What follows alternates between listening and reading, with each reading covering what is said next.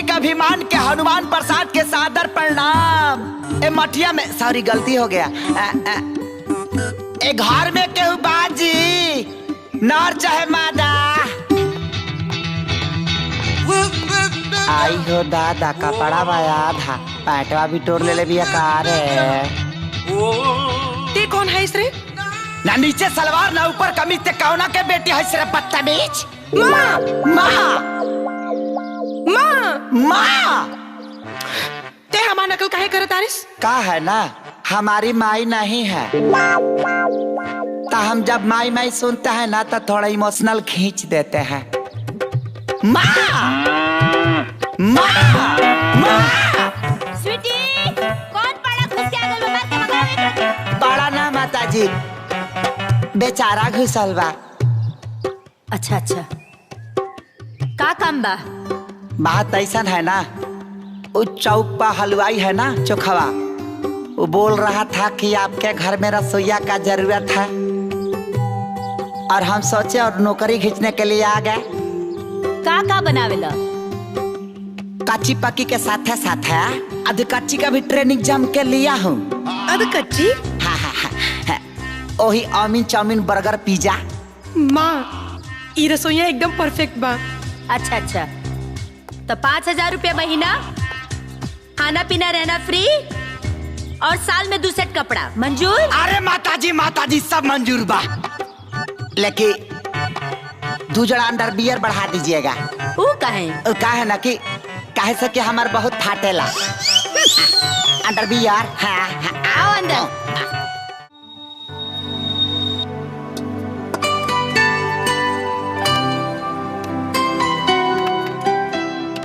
अरे साला इतना छोटा किचन एले निमल तो हॉले रहल हा लेकिन तारा में से कहनी तो बतिये ना मल्ली है। खैर कौनो बात ना। ए सुना ओबामा के जाने लू? उ का हमार मौसी के बेटा हवन जे हम जानी। तो जान लो वो पाकिस्तान के प्रधानमंत्री हवन। हाँ साला इंडिया में 1500 करोड़ के केहू अपन घर ना बनावेला आऊ 1500 करोड़ में अपन किचन बनले बा। हाँ और सुना वही किचनवा में लैट्रिनो बनल बा। खात रही जात रही खात रही जात रही। सुना हाँ सुनावा। तू अपन काम पे ध्यान दे। हाँ ढेर मत ढीला। तो एगो काम करा ला है अलुआ छीला। ए अरे अलुआ के कमाल पे चल ले जा। अरे माई फेर चूमे चलली प्रमोधा बछिना रवना उकर आल डोलेला उकर गाल डोलेला उकर जो बंध के झूले लेखे सारी बाबुआना।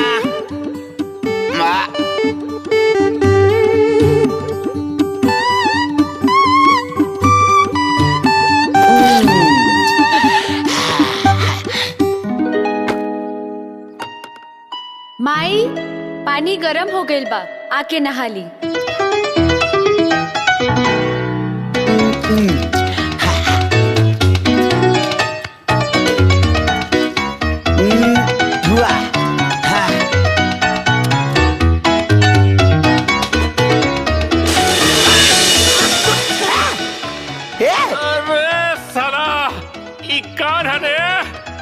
लागत साफ पानी से साफ करे के पड़ी। सवेरे सवेरे कुआं वाला पानी से नहला देला।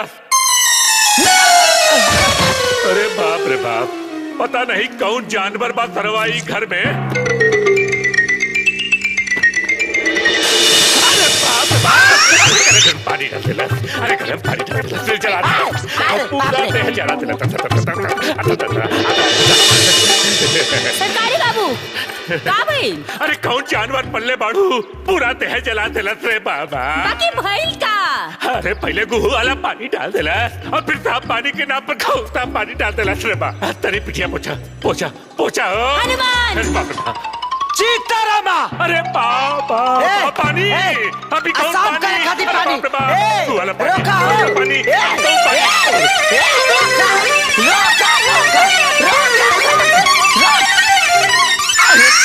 अरे बाप बड़ी तेज पर आता रे तनी धीरे धीरे लगा रहे तेल। चुप रहा।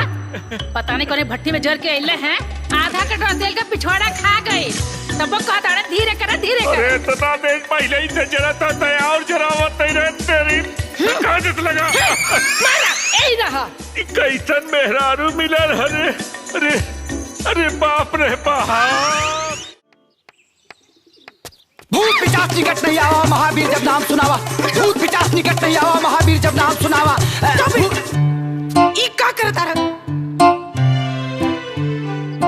आंगलम नागलम तंगलम कहीं भी एड्रेस में निकलती लुच्चा लफंगन के नजर ना लगनती यही से झाड़ फूक करंती झट फट स्वाहा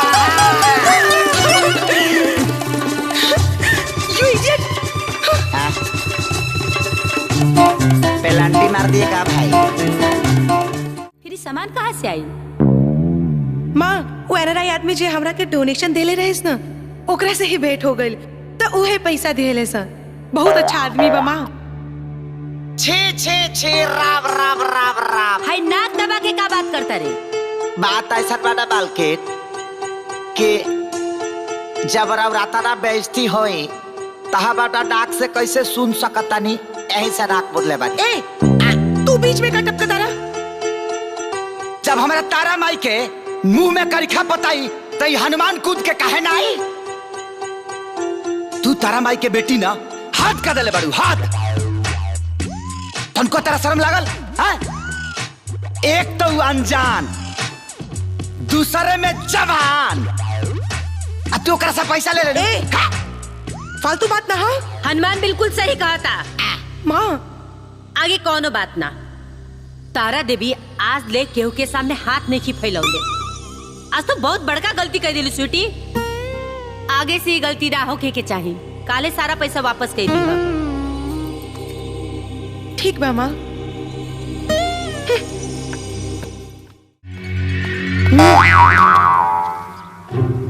हट जा सामने से। क्या है ससुरारी में आइल बड़ा का हाँ ससुरारी आइल बनी अपना घरवाली से मिले आइल बनी। देखा उल्टे गोड़े निकल जा जेंगा आइल बड़ा होगा ना तो एगो सीधा हाथ बजा देव ना तो आदमी बन जीवा हनुमान कहा घर में सब्जी खत्म हो गई बा तनी ले आवा ना। हम बाजारे ना जा कहे से कि बहुत सीरियस मैटर में झुराई बनी हाँ कहा इस स्वीटी का सीटा कहाँ गया भाई हैं हम तोहरा बिना नहीं जी सकत Shyam I love you. I love you too. किधर लगा है बे डोंट टचिंग हटो हटो रे हटो रे हम कह रहे हैं जो हटो नो साटा साटिंग नो साटा हनुमान माई तो ये दोनों के अलगावे में लगले बड़ी अब तू हो इहे करबा दो को प्यार करे वाला के मिलावल बहुत पुण्य के काम होला। अच्छा तो ये लैला मजलू हाय आई लव यू 1 2 3 जा ऊपर कर रूम में फिरी जा बाबू लग जा लागो छोड़ा ना काहे उगला सहोने हम नहीं कहने का भाई एगो गाना गाली के संगे थैंक यू मौसा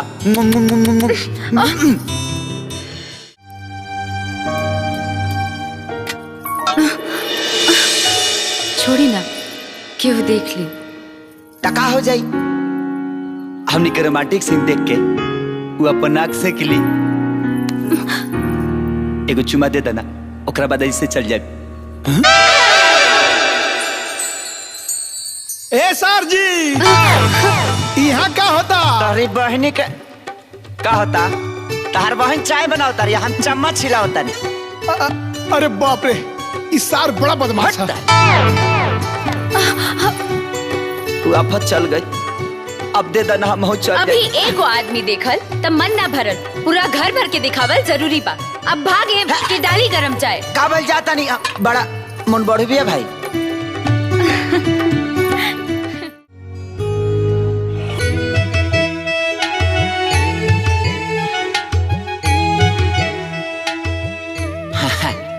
टाइम तो दोनों के ठीक है लगता ना हो भाई लोग रात के 10:25 हो गई हमारा मेहरारू के हमार कौनो चिंता नहीं वो घर भर के गोड़ दबा ऑन करतिया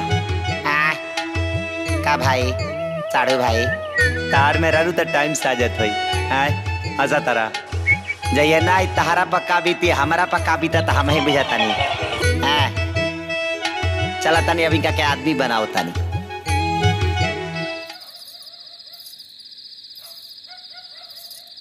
आओ आओ ए दुल्हन अपना पिछुआरिया कुकुर रोता का है? जी दादी कल से ओकर तबीयत खराब बना। के हो वीर?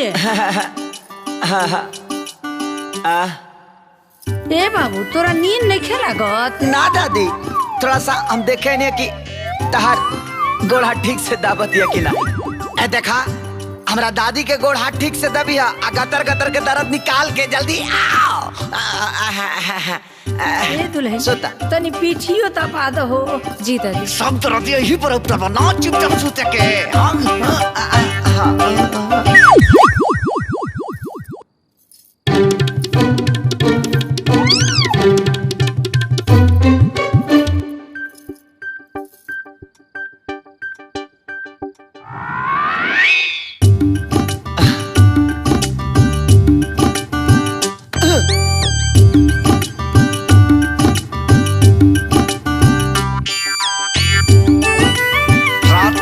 बज गई हमार 12 बजाता अये मेहरारू का तन को अकल नहीं है अब की तरीके के खींच के लिए बेकरा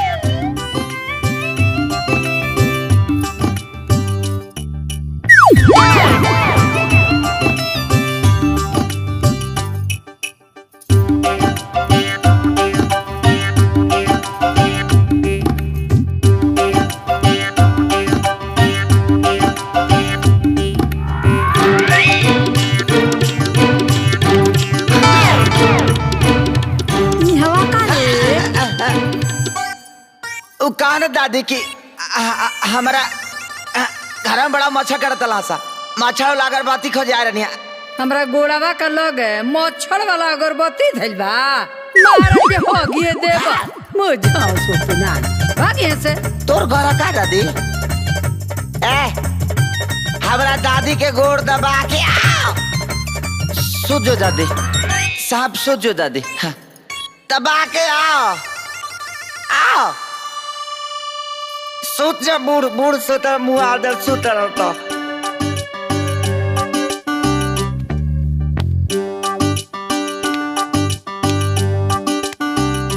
देख ला मौसा बतावा हमार में रहू तक खरनाया न चरबिया है बुढ़िया के देखा बुढ़िया के जब सुते के टाइम होता तबे कर दारा दुपटा था मन तक करता कि नटिए दाब दी बताओ दिनों में दबवा ली दही हाथवा तो हम नीचे से सुते कि ना